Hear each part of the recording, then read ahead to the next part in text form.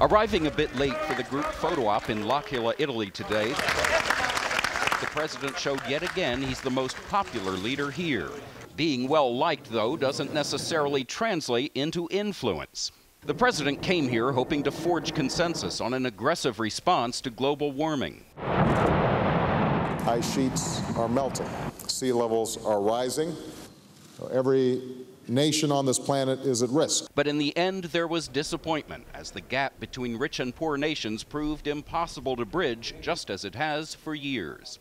While the 8 major economies agreed to cut greenhouse gas emissions 80% by 2050, the 9 developing nations, including China, refused to adopt specific limits, fearful that cutting emissions too much will hurt their growing economy. It is no small task for 17 leaders to bridge their differences on an issue like climate change. There was some consensus. The nations unanimously agreed to try to keep the average global temperature from ever rising higher than 3.6 degrees above what it was 100 years ago. And some leaders said they're relieved that President Obama is here instead of President Bush. How welcome it is to see the return of U.S. global leadership on climate change. Tomorrow, the president comes here to Rome for a private meeting with the Pope. We're told it will be a frank discussion covering serious issues from global poverty to abortion.